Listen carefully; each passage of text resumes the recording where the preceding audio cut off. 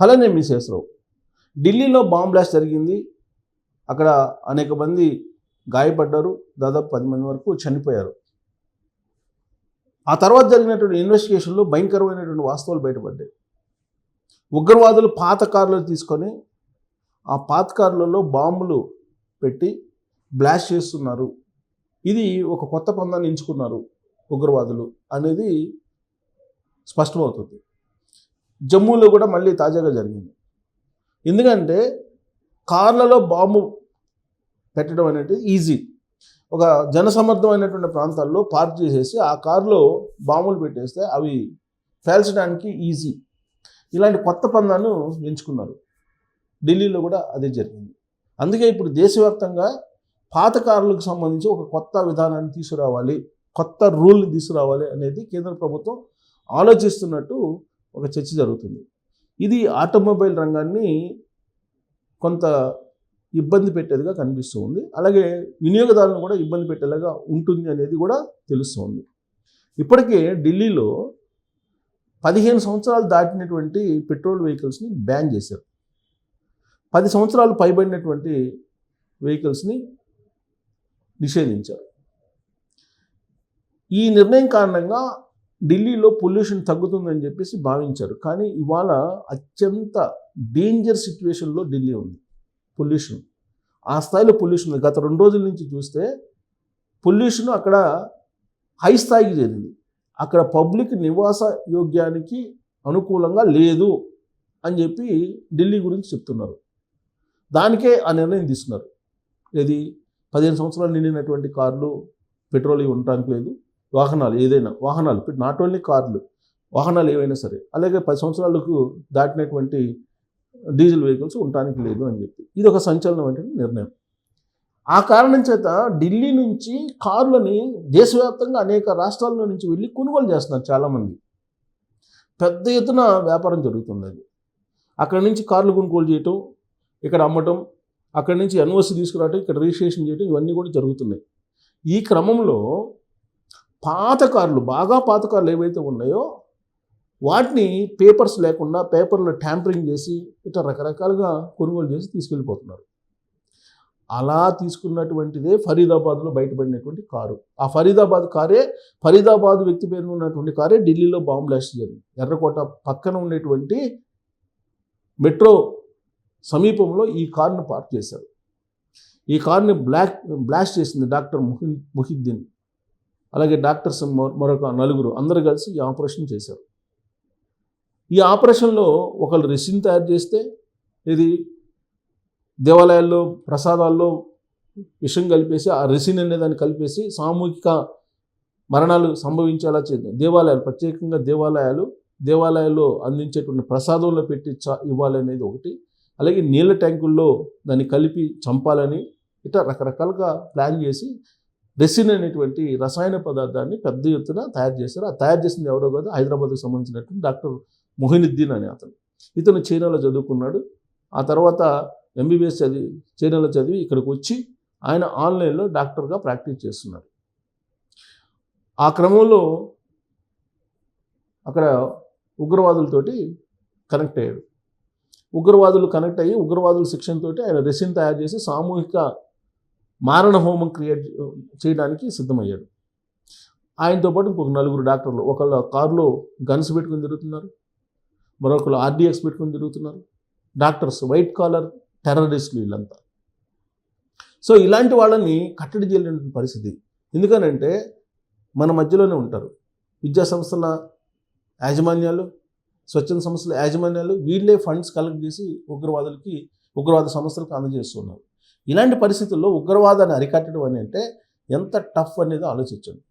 ప్రజలు సహకరిస్తే తప్ప ఇది అదుపులోకి రాదు. తాజాగా జమ్మూలో జరిగింది. జమ్మూలో ఒక బ్లాస్ట్ జరిగింది. సరే, జమ్మూ కాశ్మీర్లో ఎప్పుడు ఉగ్రవాదులు ఏదో ఒక కార్యక్రమాలు చేస్తూనే ఉంటారు. కానీ దీపావళి నుంచి వాళ్ళు ప్రయత్నాలు చేస్తూ ఉన్నారు, సిరీస్ ఆఫ్ బాంబ్ బ్లాస్టులు జరపాలి ఇండియాలోని. ఎటకేలకు ఢిల్లీ ఎర్రకోట సమీపంలో జరిగింది. అయితే దీనికి మూలాలు ఏంటి అని అంటే, అక్కడ నీకు మొత్తం ఇన్వెస్టిగేషన్ చేస్తున్నారు. కారు బాంబ్ బ్లాస్ట్ అయింది. బాంబ్ బ్లాస్ట్ అయినటువంటి కారుకి స్టీరింగ్ కను ఎక్సలేటర్కి మధ్య ఆ ఎవరైతే ఉగ్రవాది ఉన్నారో ఆ ఉగ్రవాదికి సంబంధించినటువంటి ఆనవాళ్ళు దొరికాయి. దాన్ని ఫోరెన్సిక్ ల్యాబ్కి పంపించారు. ఆయన తల్లి ఉన్నాడు, ఆ తల్లి DNA తోటి కంపేర్ చేశారు, ఐడెంటిఫై చేశారు. ఐడెంటిఫై చేసిన తర్వాత విచారణ కొనసాగిస్తున్నటువంటి క్రమంలో మొత్తం దేశవ్యాప్తంగా ఎక్కడెక్కడ ఈ నెట్వర్క్ ఉంది. పైగా దీన్ని అసలు ఆనవాళ్ళు కనిపెట్టింది ఎవరు?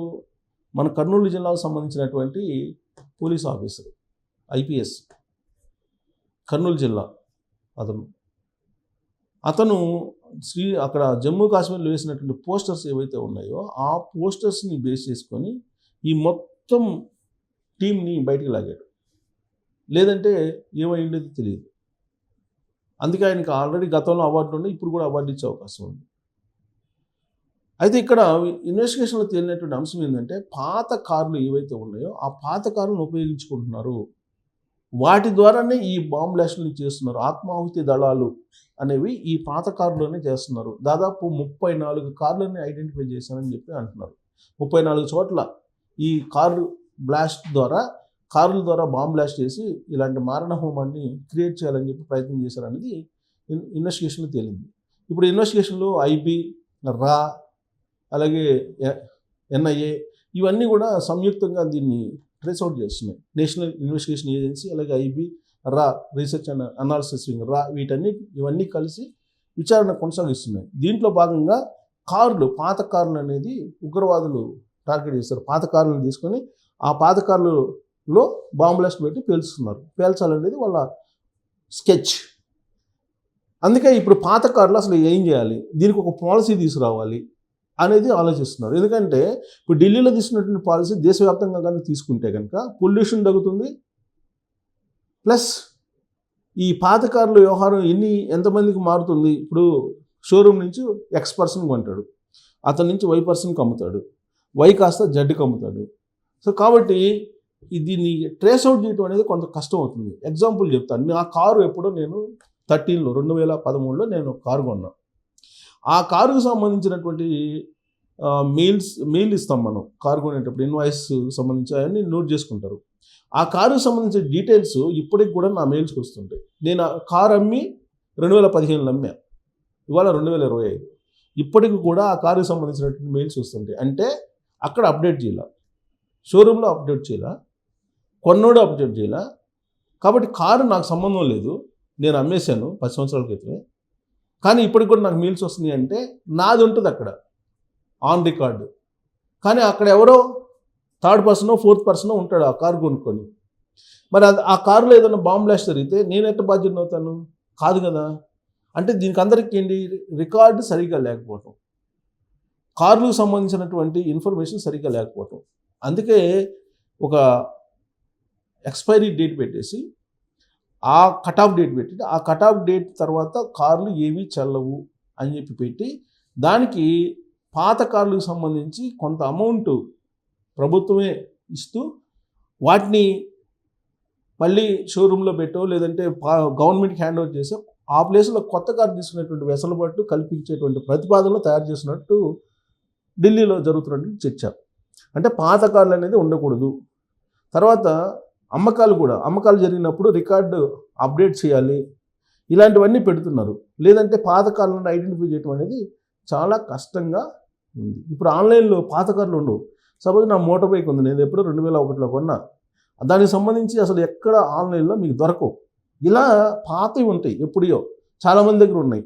వాటిని బేస్ చేసుకుని ఉగ్రవాదులు వాటిని ఐడెంటిఫై చేసి వాటిని కొనుగోలు చేసి ఎంతకొంత తీసుకెళ్ళి వాటిలో బాంబులు అమర్చి బ్లాస్ట్ చేస్తున్నారు. కాబట్టి వీటి మీద ఒక ప్రత్యేకమైన చట్టాన్ని తీసుకురావాలి అనేటువంటి ప్రయత్నం కేంద్ర ప్రభుత్వం చేస్తుంది. మరి ఆ చట్టం ఎలా ఉండాలి అనేది మీరు కూడా ట్రోల్ చేయొచ్చు. Thank you.